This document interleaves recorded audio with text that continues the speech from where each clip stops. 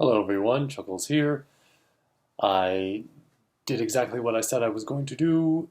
Dem Day 4, day 4 of the market. I did exactly what I said I was going to do and went to the financial conference number 2. And I got most of it. I actually decided to stay a little bit longer because the screening was at 2 o'clock and Miyuki suggested that we get there at 1, but just to make sure that we had enough time. But I figured it was still be plenty of time, and it was, because we got there plenty early, and I wanted to get as much of it as I could.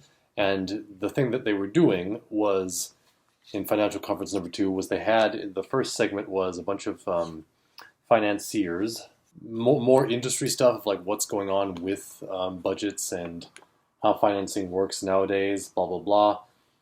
And I got to talk to one of the financiers afterwards. He gave me some advice. And then the second segment was more for the layperson. It was more like, okay, so how does financing even work, basically? And it was they were talking about, throwing out terms that thankfully I already knew. In fact, one of the guys at the second panel was... Actually, no. The moderator from the first panel. The moderator from the first panel, Richard Botto, founder and CEO of Stage 32. I believe yes, I did say this in the last group of AFM videos. Stage 32 is this company that you get access to when you get your badge for the AFM. You can also sign up for Stage 32 online. Stage 32 is this online company. They have advisors and producers and filmmakers of all stripes populating that site, kind of like my AFM, but also there are webinars, all kinds of webinars. And like I said, I mentioned this before, but before I went to the AFM in 2017, you can get one free webinar from getting a badge. Otherwise, you have to pay a certain amount. And so I was like, oh, one free webinar? Financial webinar, please. And that's where I even learned about terms like soft money, pre-sales, what bank loans are in terms of film financing, how they work. Equity. I didn't even know what equity meant until I watched that webinar. So that's Stage 32, and the founder of Stage 32 was the moderator for the first panel, and the second panel was describing things like that, like, okay, what is equity exactly? How does it work? What is all these different financing things, and what can people do? Blah blah blah blah. So that was really good, and what they did was cool, where at any conference, I was actually like, okay, where is it? And I had to remind myself, because I had done it once before. My question wasn't answered, but I had done it once before, and I had to remind myself, oh yeah, you have to actually look in the booklet, and yeah, on the first page. On the first page it says, to participate in Q&As, in this case, text AFM 2019 to this number. And then at panels where they will allow this, the moderator will have an iPad, and it's like, okay, you text me your questions about this or that, and they will appear on here, and when we get to the Q&A section, instead of calling out people in the audience, I will address them on this iPad. And so, for this second segment of the financial conference, they said, okay, send in tell us your genre, your budget, what type of film it is, what attachments you have, in other words, famous people you have working for you at this moment, attach themselves, like interested in working on it. Basic things about your project in 20 words or less, and I will, when we get to the last segment of this panel, I will call them out on the iPad, and we will discuss, how do you get this film financed right here? How do you do it? So obviously I put my film in there, I put Yaku Yokai in there, and I was waiting, but it's a large audience, and everyone's, in fact, the guy was like, okay, so I kept calling out, text me your thing. I kept doing that because I thought that people weren't sending it in, But oh, it turns out there was just a bug on this iPad and I cleared it. And look, everyone has texted me. So I listened to several projects that people had texted in, like, here's my project and here's what it is, and they were talking about it. I don't know if they got to mine, and had fun discussing my project while I wasn't there. It's not like they called out people in the audience. It was just like, here's this project, so how would this project get blah, blah, blah. So, too bad I couldn't stay for that because I needed to, and I could have because we, again, ended up being very early, but it was quite a ways away, so I wanted to make sure that we got there nice and early to Miyuki's screening. So, as I mentioned, my co-producer Miyuki Sohara, she actually made a documentary. She is the producer, writer, and director of a documentary that is, and she's also one of the head honchos at the AWFF, the Asian World Film Festival, which is going on at the same time as the AFM, which is why she could only come for one day to the AFM, taking time off from the AWFF. And today was her screening. And it was a long time coming. I've been hearing about this, she's been telling me about this documentary ever since we started our professional relationship. And come to find out that it's even longer than I thought. This documentary, she started to make it in 2006. So the footage still holds up, but some of it you can tell is very dated. The technology that they were using to shoot it has changed quite a bit, but it's a documentary that they spent a long time on, and it's finally premiering. Has finally premiered now at the Asian World Film Festival, and it is called Hannari, Geisha Modern, and it is a documentary about geisha, all about the Japanese culture of geisha and how that culture is surviving in the modern day. And in fact, one of the themes of the film is the difficulty in traditions surviving in the modern day because of the lack of people who are keeping up the traditions. Like in everything that we saw here, and it was really cool. It was a really fascinating documentary because it's showing, like, here are the geisha, here's how they do their makeup, and here's how they dress. Here are the people who make their clothing. Here's how long it takes to make a single article of these lavish costumes and all these kind of things. And it's like, every step of the way there were people saying, oh yeah, hard to find young people who want to paint kimonos these days. Oh, it's hard to find young people who are interested in keeping up the tradition of Japanese dance bands. Oh, young people, it's hard to get them interested in these cultural ceremonies that we do now. But there are I didn't even know this, but there are several dedicated young people who are trying to keep the tradition alive, especially geisha. There are still young girls, high school age girls, who are like, I saw geisha when I was a little child, and they looked like the most beautiful women ever, and I wanted to be just like them, and so now I'm doing it.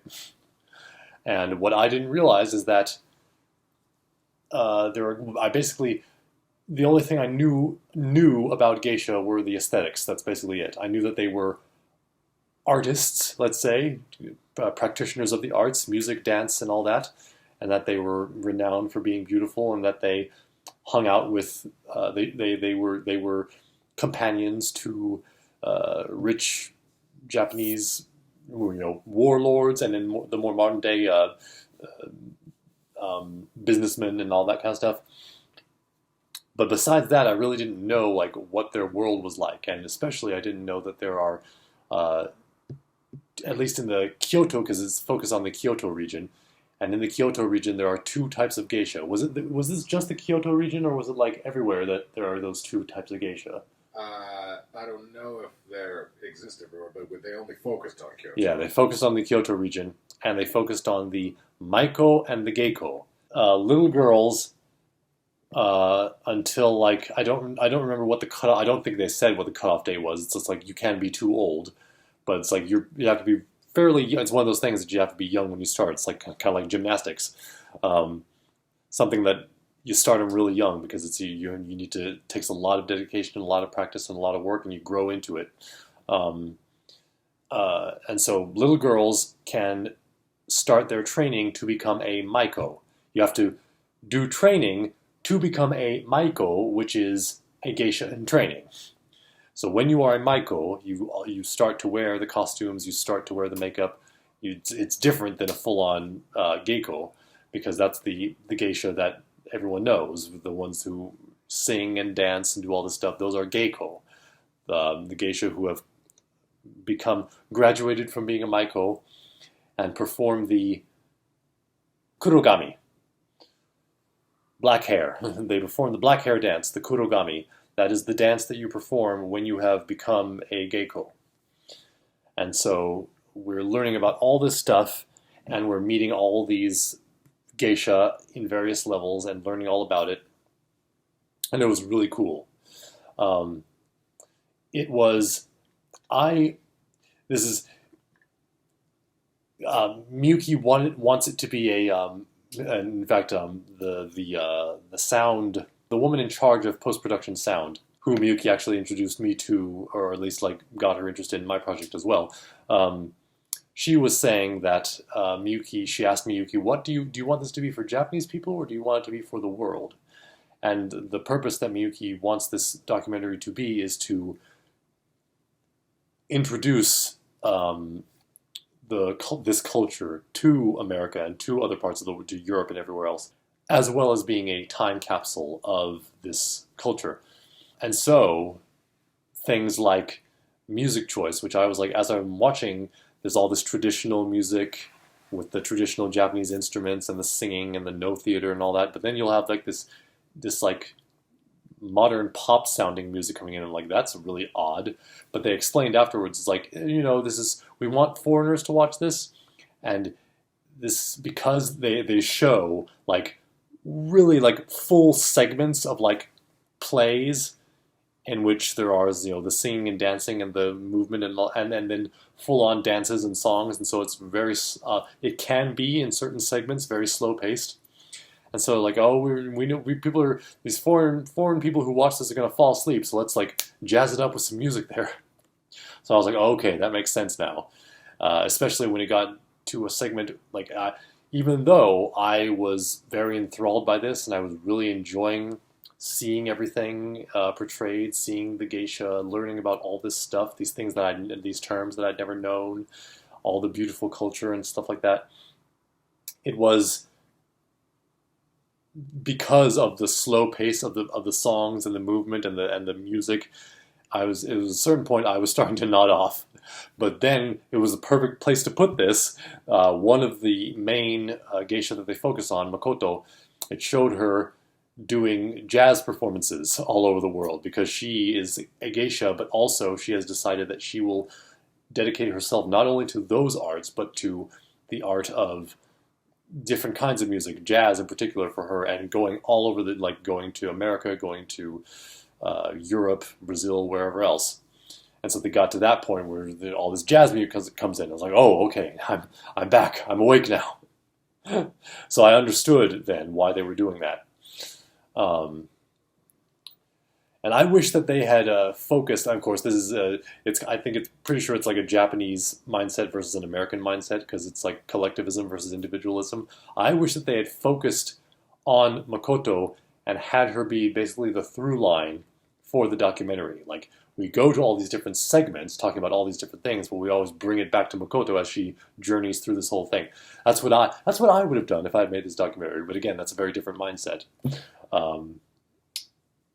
But it was really good, and it was beautiful, and Miyuki actually wrote the song at the very. She didn't perform it, but I didn't know she was a lyricist as well. She wrote the lyrics for a song that is performed at the very end of the movie. And then there was a Q&A with Miyuki and her husband that I met back in Miyazaki, back in 2017, because he's a producer, I think, on it as well. And then Takako Ishikawa. Takako Ishikawa is the post-production audio on Hannari, Geisha Modern, and quite possibly my film once it gets off the ground. She's an Emmy Award winner, so that would be awesome. So it was those three, and they were talking about it afterwards. It was funny. I've mentioned before that it seems like Miyuki is not confident in her English speaking, and yet, because she said, I will talk in Japanese and then my husband will translate, which he did one time, exactly once, because she was like, blah, blah, blah, blah, blah, blah, and then he started translating it into English. But then she started speaking in English and spoke for English the rest of the time. And that has been my experience with her. When we did a conference call, she said, okay, this man here is going to interpret, okay? We did a conference call where I was talking to like producers, and she was like, okay, Charles, this man is going to interpret for me, okay? And she proceeded to speak English the entire time. And when she was coming here, she was like, okay, should I bring my husband to translate? And I was like, no, that's not necessary. And because I think that she feels as though she needs to be interpreted, but then she really wants to say what she wants to say, and so she just says it, which she can because her English is just fine. But that was funny. That was that, and we had a good time. I actually I asked the first question of the Q&A, and then carried on from there. I think I prompted other people to ask questions, which I'm sure they appreciated. Which my question was, why did in the film it shows that it talks about how in the ochayas, the ochaya is ochaya is Japanese for tea. An ochaya is a tea house. And at the tea house, there are very exclusive patrons to the tea house, in which they will have geisha as companions, tea ceremonies, talking with them, doing all that kind of thing. And that is very traditional Japanese. And the conversations that are had there stay there. They are very private. They are very, because as they mentioned afterwards in the Q&A, sometimes when you're these influential people get together in these tea houses, they can start talking about things that would ruin their careers if they were to get out. And so it's very private. They're very concerned about that. But they showed a full-on tea house session, like conversation with geisha, hanging out, having tea, talking about stuff. And I was like, well, why did they allow you? How did they allow you? How did you convince them to allow you to do that? And her husband, Miyuki's husband, said, that was a reenactment. I was like, oh, okay. That was a reenactment of what typically goes on. And of course, the conversation was fairly innocuous anyway. It was I forget his name, but he does. And it was really interesting for me because he is a clothing historian basically, and has advised about Japanese clothing and styles from history on various films, including Akira Kurosawa's films, my favorite director. So that was great hearing him talk about Kurosawa and working, and then one of the geishas was like, oh, this movie, yeah, that he made, I was in that one, yeah. And so that's the kind of conversation that they had. But as they said, that was basically those were the people, and they were actually talking, but it was basically a reenactment of something that would go on in a tea house, which is why they were allowed to film it. So it was a really fascinating documentary, really well done. Afterwards, we took pictures at the Asian World Film Festival wall. What are those things called anyway? Those the places where you take pictures in front of all the. Here it's called the photo op section, but I'm pretty sure that's not what it's called when you go to a red carpet event. Yeah, I don't know what the term for those. Yeah, but you know what I'm talking about. The wall that has the branding on it, and you stand in front of it and take pictures. So we did that, and then came back here and had some pizza at Bruno's. Yeah, Bruno's. Good place. It's a small little Italian place. Very nice. Good pizza. And that was it. And now I am going to prepare for the last 3 days, in which I'm going to try and get to as many companies as I can in between the conferences, and contact more of them on Senando, the other site besides my AFM that is new to me this year. So I'm going to start talking to people and emailing them more. We might very well have a meeting with Noriko tomorrow. Oh, cool. Yeah, so you'll get to meet her. I've been talking to her about possibly meeting up in a more official capacity. It's like not really official, but more official capacity than just saying hi and chatting to each other at the Carousel Cocktail. So, time for the last 3 days. And now Spencer's going to experience something similar to what I experienced my first time coming when it was only that, the last 3 days. So, good night for now. See you again. Never done this before, but I actually forgot something. The schedule for tomorrow. Got the production conference, which I'm finally getting to go to because first time I was only here for the last 3 days, and I had no idea what to do, so I didn't even sign up for any conferences. Didn't even go to any. I was just walking around. And then in 2017, again, I had to meet with Miyuki instead of going to the production conference, which was time well spent. So I've never been to the production conference, so I'm excited about it. After that, it's everything you need to know about production incentives, which is information that I think will be like stuff that I already know, but will be good to get a refresher course, because I'm pretty sure I've learned a whole lot already about production incentives. And so as I said, then we may be going to scoring for film, TV, and digital platforms, how and how much, because I'm just interested in hearing about scoring, because it's something that I'm still not, the music and the sound are stuff that I'm like still not, I'm still rough on, even though I don't need to be because it's not my area, but I still want to know about it. But we might not get to that because the interview might be fairly involved. At least I would love it if it is. So maybe we'll go to that, maybe we won't. But either way, 4 o'clock is when we might have our meeting with Noriko. See what she says about that. But then 5 o'clock will be Movie Magic Battle of the Budgeting Experts, which I'm very excited about because, as I explained before, Movie Magic, they make Movie Magic Scheduling, Movie Magic Budgeting. That's the software I use, and it's good to get, especially now that I'm finding that I'm probably going to need to seriously rework this budget. So it'll be good to get that in there. And then Tuesday we have 4 conferences lined up.